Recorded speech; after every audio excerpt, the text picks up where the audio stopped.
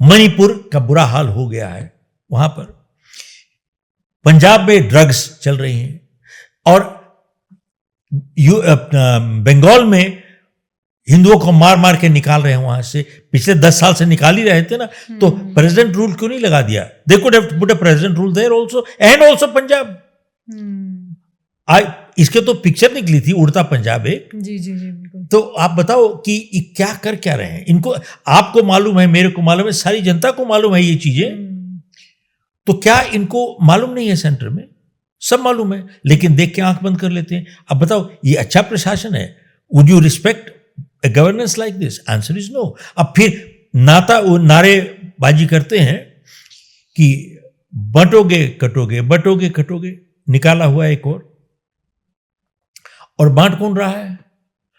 दुख की बात यह है कि हमारे को हमारे लीडर्स ने ही बांट दिया है। आपको एग्जाम्पल देता हूं, जो कहते हैं ना बंटोगे वही बांट रहे हैं साहब। मैं एग्जाम्पल देता हूं, हिंदू मुस्लिम में समस्या है और रहेगी, ये खत्म नहीं होने वाली।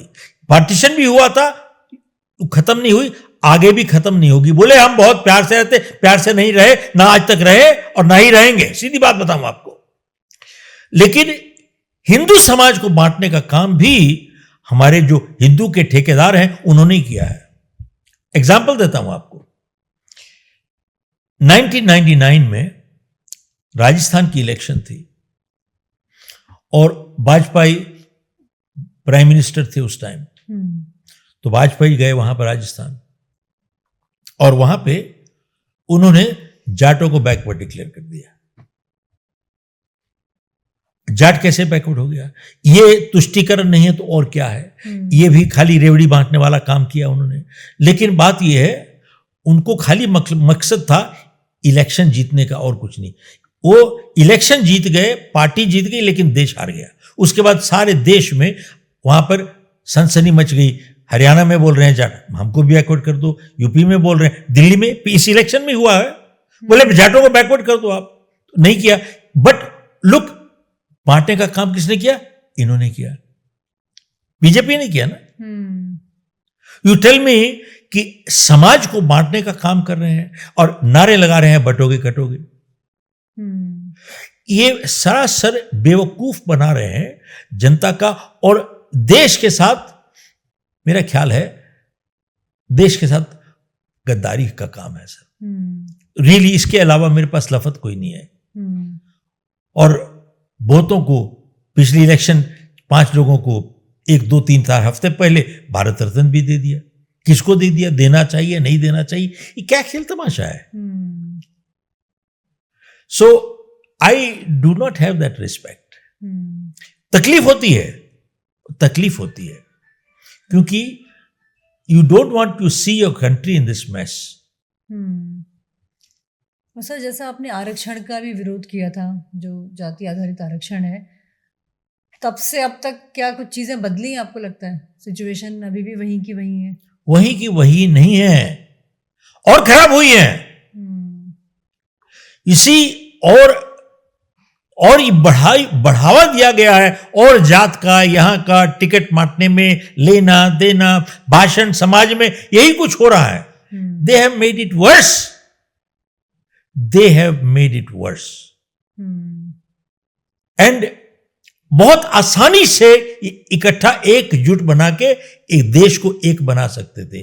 1 nation 1 election, 1 nation 1 education, 1 nation 1 law, uniform civil code, हटाओ उसको, 1 nation 1 pretty much everything we should bring in. तो ये जो करते हैं ना कि यूनिटी इन डाइवर्सिटी, ये बेकार झूठ बोलने का नाता है, कुछ नहीं है। यूनिटी इन डाइवर्सिटी, डाइवर्सिटी है हमारी, यूनिटी है, कुछ नहीं है। बांट रहे हैं साहब, हमारे को तोड़ रहे हैं। This is rubbish. मैं आपको एक उदाहरण देता हूं। मैं कोचीन गया, तो मैंने सोचा कि भाई साउथ इंडिया में वो इंग्लिश बोल रहे हैं, हिंदी बोल रहे हैं, क्या बोल रहे हैं, और लोकल लैंग्वेज बोल रहे हैं। I was not sure. तो वहां पर इस एग्जीबिशन में मैंने कहा कि भाई यहां तो हिंदी को तो बोलेगा नहीं, और इंग्लिश ही बोलेंगे। तो एक आदमी वहाँ पे आए, नहीं साहब मैं बोलता हूँ, हिंदी बोलता हूँ, तो मैं राजस्थान से हूँ। तो मैंने कहा हाँ सर। तो उनसे बातचीत करते हुए मैंने कहा कि भाई आप यहीं रहते हैं? तो हाँ मैं यहीं पे हूँ। तो बोले कि साहब मैं तो हिंदी बोलता हूँ, इंग्लिश भी बोलता हूँ। और मैंने कहा फिर यहाँ पर सब इंग्लिश बोलते होंगे, हिंदी नहीं बोलते? तो बोले ना। बोले ऐसा है कि यही खाली शहर है ना, जो यहाँ पर ही शहर में कुछ लोग, यहाँ पर कुछ परसेंटेज लोग हैं जो इंग्लिश बोलते हैं। थोड़ा शहर से इधर बाहर निकल जाओगे तो इंग्लिश भी नहीं बोलते, ये खाली मलयाली लैंग्वेज बोलते हैं और कुछ नहीं बोलते। तो मैंने कहा अच्छा। तो मैंने कहा भाई ये तो टचिंग बॉर्डर है इसका, तमिलनाडु का, और उसकी लैंग्वेज अलग है और यहाँ की मलयाली है, उधर तमिल है, तो क्या करते हैं? तो कैसे बातचीत करते होंगे? बोले सब सिर्फ एक बफर एरिया होता है। बफर एरिया होता है जो 5 किलोमीटर इधर 5 किलोमीटर इधर जो ओवरलैप करता है, वो in a way they can manage to talk to each other, वो आपस में बातचीत कर पाते हैं। उसके आगे चले जाओ तो सब उनको नहीं आती है। तो दैट मीन्स कोई भी नेशनल लीडर वहां पे जाके भाषण नहीं दे सकता। क्या देगा वो? नेशनल लीडर भाषण दे ही नहीं सकता, तो लोकल लीडर ही देगा वहां पर भाषण। तो और मजे की बात देखिए कि कैसा तोड़ने का काम है। बंगाल में ममता पार्टी की थी, उनके जितने थे नेता लोग। महाराष्ट्र में देखिए, वहां पर भी वो कहते हैं नेशनल एड्रेस करेंगे हम, लेकिन हम करेंगे मराठी में, टू शो दैट मैं मराठी हूं। इसी तरीके से हर जगह पर ऐसे होता है। और मजे की बात देखो, नेशनल एड्रेस कर रहे हैं लेकिन लैंग्वेज वही अपनी बांग्ला करेंगे या मराठी करेंगे, एंड बहुत प्राइड से कि मैं इसी में करूंगा साहब, मेरी भाषा यही है ना, मेरी भाषा नहीं है वो आपकी। अब एंड में जब खत्म करते हैं ना, फिर करेंगे वहां पर वंदे मातरम, फिर करेंगे जय हिंद, फिर करेंगे जय भारत, फिर करेंगे जय महाराष्ट्र, फिर करेंगे जय बॉम्बे, फिर जय हू जूहू। अरे और एक और रोड का नाम ले लो, जय जय जय। जय हिंद काफी नहीं है क्या?